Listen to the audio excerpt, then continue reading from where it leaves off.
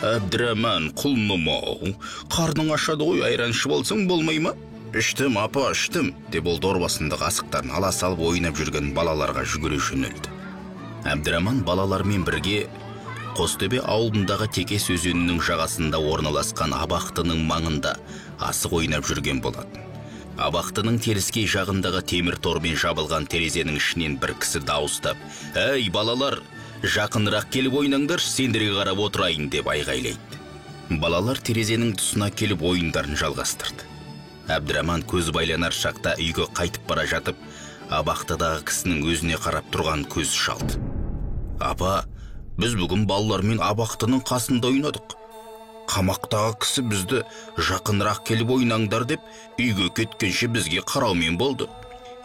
Ол бір бейбақ қой балам, Құдай басқа бермесін», деп Әбдіраманның апасы биялай бір уыс бидаймен бір үзім нанды орамалға түйіп: «Мына тамақты ертең сол кісіге апарып бер, сауабы тиер», деп үстелдің үстіне қойды.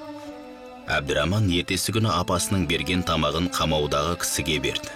Осы сәтте абақтыдағы адам: «Балам, менің атым Ғабдол. Сенің атың кім?» деді. «Мен Оңалбайұлы Әбдіраманмын», деп екеу танысып алды.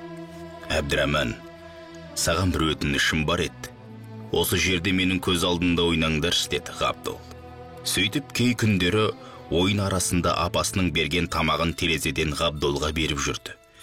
Арада санаулы күндер өткен соң Ғабдол Әбдіраманды шақырып алып, үстіндегі киімін шешіп берді. «Әбдіраман, рахмет саған. Мына киімді апаңа етек жеңін қысқартқызып үстіңе кие ғой». «Жоқ, Ғабдол аға, менің үстімде киімім бар. Өзіңіз не киесіз?» «Бүгін менің соңғы күнім. Ертең мені атады. Сен ала ғой», деп терезеден аспанға қарады. Әбдіраман әлгі киімді апасына беріп болған жайды баяндап берді. Әбдіраманның апасы биялай төрдегі сандықты ашып тоңқаңдап, ішінен күбірлеп бірден айтып жүр. Үйдегі барлық сырға сақина сөлкебайларын жинап: «Ертең қамаудағы кісіні атуға алып баратын солдатқа осыларды бер. Бейбақты аман алып қалуға тырыс», деді. Таң қызарып атқан уақытта Әбдіраман абақтының жанына келсе, Ғабдол жоқ екен. Жан-жағына қараса, алыс дөңнің үстінде бір солдат Ғабдолды дамбалшан қолын байлап айдап әкетіп барады екен. Артынан жүгіре қуып жетті. «Аға, апам сізге мына бұйымдарды беріп жіберді. Міне, аныңыз, бұл кісіні атпай-ақ қойыңызшы». «Балақай, менде адамның қанын мойныма жүктегім келмейді. Менде басқа амал жоқ. Егер мен атпасам, ертең мен атады». Сонда Ғабдол жаны ұшыра сөйлеп: «Мені аман жіберсең, мен дәл қазір шекара асып Қытайға қашып кетем. Адам баласының көзіне көрінбейм, тірі екенімді ешкім білмейтін болады», деді. Сәл ойланған солдат мылтығын аспанға атты да кері қайтты. Ғабдол Әбдіраманға бір қарап, жалаң аяғы жығыла сүрініп көзді ашып жұмғанша қырдасып көрінбей кетті. Арада бірнеше жылдар өтті. Дүйім жұртқа дүрбелең салған оқиға да ұмытыла бастады. 1930 жылдары қазақ даласында аштық басталды. Ел жұрт шыдамай Қытайға қарай үдіре көшті. Сол көштің ішінде Әбдіраманның отбасы да болды. Ол кезде Қытай жерінде де жағдай тұрақсыз еді. Күндердің күнінде Қытайда ер азаматтарды жаппай әскерге алу басталып, қара жұмысқа тартып, соғысқа аттандырып жатты. Ол тізімнің ішінде Әбдіраман да бар болатын. Салы суға кеткен Әбдіраман бұл қиындықтан қалай шығуды білмей, екі ойдың жетегінде келетін. Бір кезде жігіттің қасынан жорғатқа мінген, қырым етік киген, ақ сақалды, екі иығына екі кісі мінгендей, тұлғасы таудай, қарны ер тоқымнан асқан бір бай өте шығады.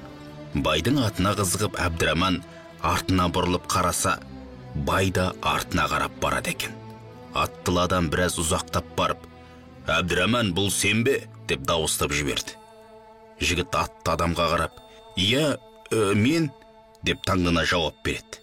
Әлгі бай аттың үстінен домалап түсіп, Әбдіраманның аяғын құшақтап, еңкілдеп жылайды.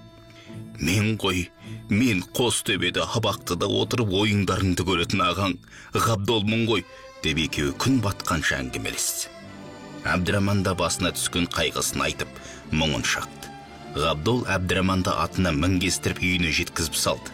«Кімнің алтына кім шығып көрді дейсің? Ғабдол сол қашқаннан Қытайға өтіп, бағы жанып байып кеткен екен. Ғабдол мал мүлкін беріп жүріп, Әбдіраманды әскерден босатып алыпты. Сонымен қатар өзінің жарты байлығын Әбдіраманға сыйлап, жақсылығының өтеуі көрді. Аш кезде жеген тамақтың дәмі бір басқа емес пе? Тар қапаста татқан дәмнің барлығы Ғабдолдың санасында сол қалпында сақталған екен. Жақсылық бұл кереңнің ести алатын, соқырдың көре алатын дүниесі. Тарыдай жақсылық пен таудай жамандықтың алдын алуға осы оқиға орынды ой салады-ау. Тек әр жақсылықтың артында Алланың аманаты, алғысы барын ұмытпасақ екен. Дастан Қасенұлы.